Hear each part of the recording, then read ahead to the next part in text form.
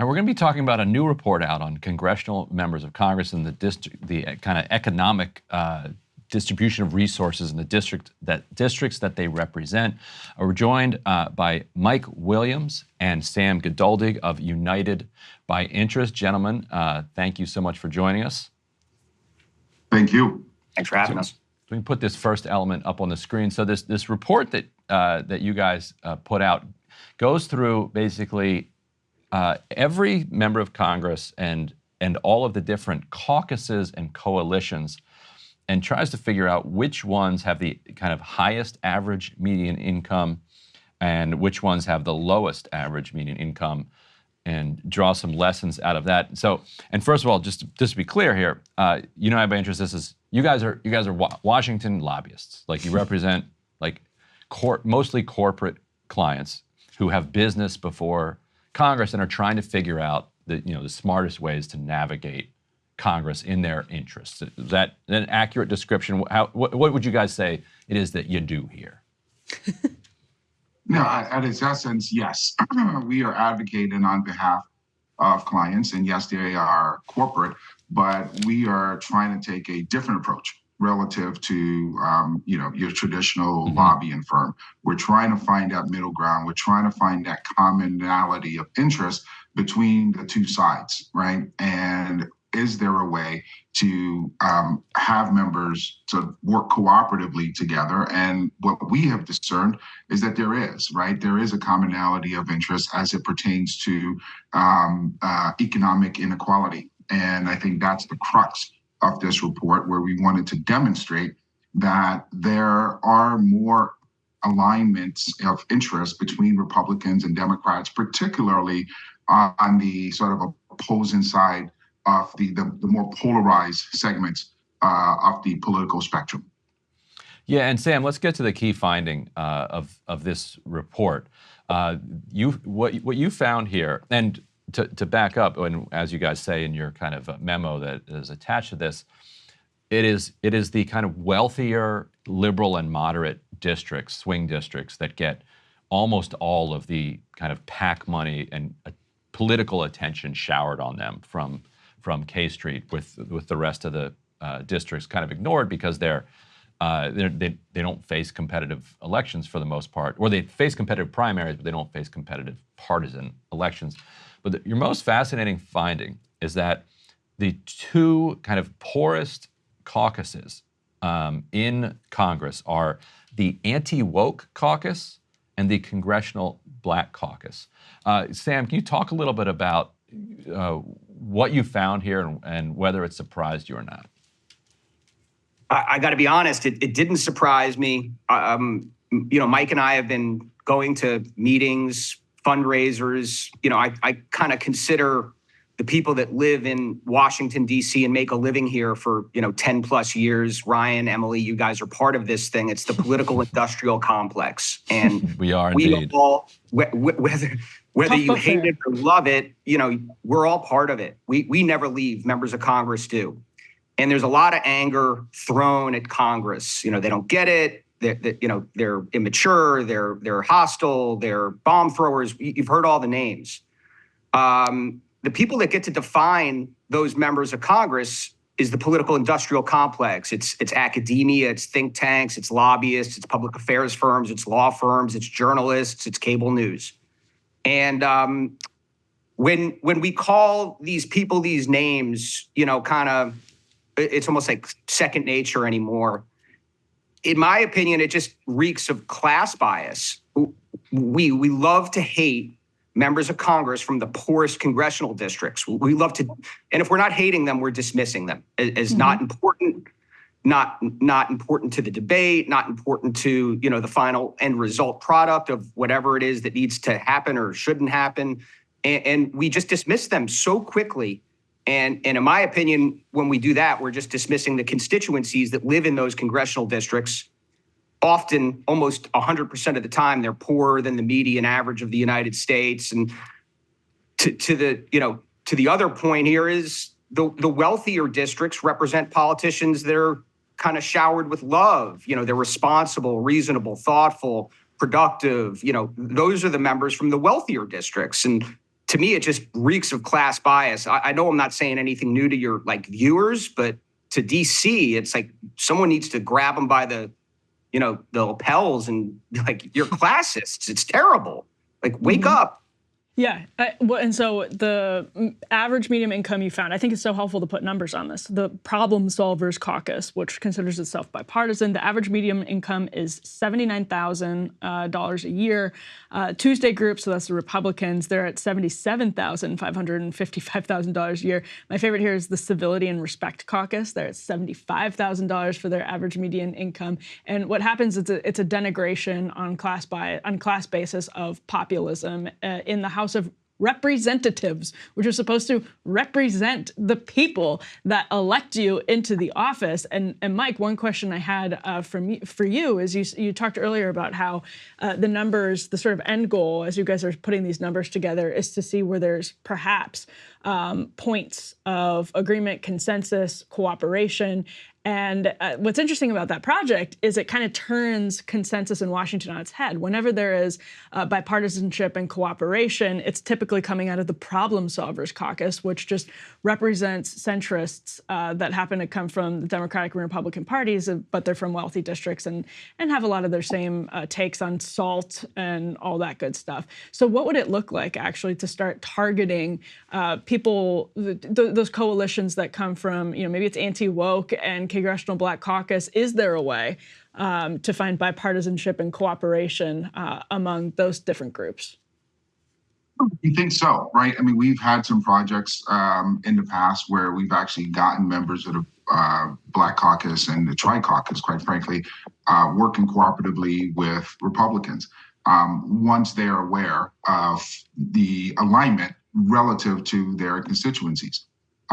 We did this report just so, and this is not the first version of this, right? So we have done something like this in the past where we've sort of demonstrated it, but not in the more, in the most sort of fulsome nature in which this report exists. But we want to share this with those members because they express these frustrations, right? So on the right, Sammy gets it and he hears all of these things. I get it from the Black Caucus, the Hispanic Caucus, the entire Tri-Caucus. And it's there, but they just don't understand what is behind it, right? Because they feel like they're representing their districts. They feel like they're expressing the views that their constituents express on a day in, day out basis, but they don't understand what that limiter is. And so I think that this report represents the fact that you have more alignment than you think. And maybe if you take the politics out of it, the sort of raw, larger politics out of it, there are items that you can work on together. In the past, we've pushed funding mechanisms for infrastructure and transportation spending. And the methodology there was simply a sort of reallocation of, sort of government resources that would benefit by and large. And, we found $1 trillion worth of potential funding that wouldn't cost taxpayers a dime. That was an idea that was, quite frankly, well ahead of its time. And essentially what we ended up with in the end was a mechanism that increased the federal deficit, right? And increased the debt load in both the IRA and the bipartisan infrastructure deal. So that deal was not cut with the folks that we are talking about in this report. That deal was cut without them. It was cut by the folks that are in the middle, who are in leadership, who are making these determinations. And it's yeah, I just wanted to add one more point, right? It's going to be interesting to see how that money is in fact allocated to these poorer districts. And so far, the scorecard is not good. Yeah, it's such a fascinating window into how Washington thinks when you understand the way that and the way that Sam was describing it, the political industrial complex, basically producing an understanding among the public of who the adults are in the room, who the reasonable people are, and who the kind of crazies are. And then when you map that onto this income distribution, the classism behind it becomes just extraordinarily apparent, because you also look at what you call the squad extended, nine members of kind of an extended squad, and they don't represent the poorest districts, but very close. Like the numbers are almost equal to the anti-woke caucus and the Congressional Black Caucus, and it is those people that are told kind of by the broader system here in Washington that you're the crazy ones and the people we need to listen to are the reasonable ones. And yeah, it was just so perfect to me that this bipartisan problem solvers caucus, which is a product of no labels, which is this dark money group, and when they do release donors, it's hedge fund folks, it's private equity types, it's it's billionaires, it's people who own baseball and football teams, and they're the ones who we're told we have to say these are the ones who are kind of the upstanding members. But Sam, I'm curious, like why do we have to? Why did you guys have to be the ones to kind of point this out? Like that, I think a lot of viewers are going to be like, well, we agree with all of this, but where are they coming from? Well, Mike and I became business partners before Trump was inaugurated in 2016, and we knew the commonality between the Black Caucus and the Freedom Caucus or Anti-Woke Caucus. I mean, you go up there every day, you kind of get a feeling for who represents what, and it's easy for the left to rip to shreds Marjorie Taylor Greene. It's easy for the right to rip to shreds, AOC or some other Dem kind of lightning rod. Go to the district, ask them to nominate a different politician, and see, you're not going to get a reasonable member that's going to join the Civility and Respect Caucus. It's just not going to happen. So in our view, it's a little bit like just gaslighting America. We keep calling the politicians that they represent, that they elect to represent them, nuts, insane, terrorists, whatever the slander is. But you're really calling the people that live in the congressional district that name. And the poorer America gets after COVID, the wealthier are getting wealthier, the poor are getting poorer, the middle class is wiped out. And if we keep calling the politicians of the people that elect them in these districts nuts, you're really just calling half of America nuts at this point. And Mike and I joined up together, talked about the similarities between the two caucuses, and caucuses are important to lobbyists because they vote in blocks. So if you can get the entire Black Caucus to vote yes, Nancy Pelosi or Hakeem Jeffries is going to take that very seriously. Just like, Kevin McCarthy or Mike Johnson would take the Freedom Caucus or Anti-Woke Caucus voting in block. They take that extremely seriously. So if you can align the Anti-Woke Caucus and the Black Caucus on issues involving the terrible poverty, we looked at a bunch of statistics too. Children living in, below the poverty line with food issues, military service, life expectancy, average income, unemployment. It's all terrible. Like the stats are exactly what you'd expect. The poorer districts have it worse. The wealthier districts have it better. We're not knocking the wealthier districts. It's just time to look at like who the poorer districts are being represented by. Why are we calling them crazy? And how are we not figuring out a way to find some type of bipartisan win in this whole thing? And you're right, we do represent corporate interests.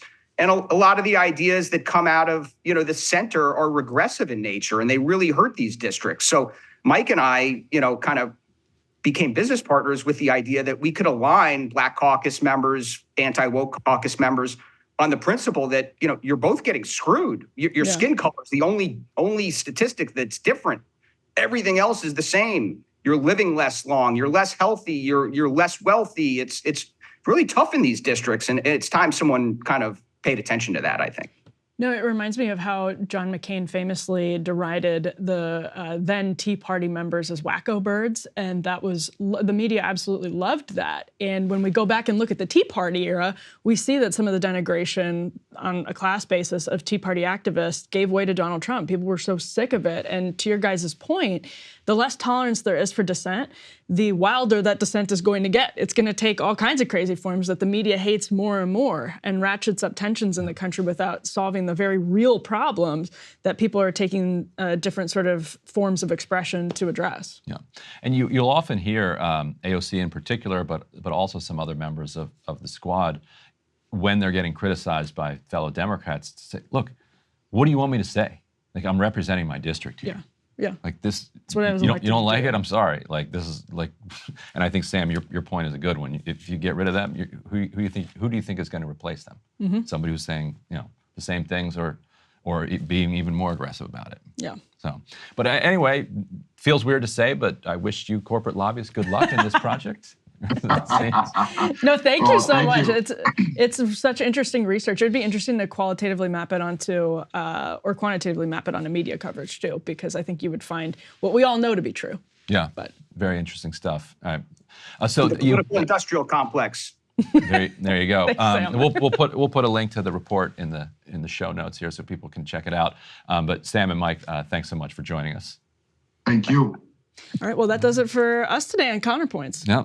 We'll see you guys next Wednesday then, I guess, right? Nothing special going on between now and then, right? No shows or anything. Well, the Eagles aren't playing, They are definitely not. That was. but the Packers will be. That was the easiest money anybody could have made.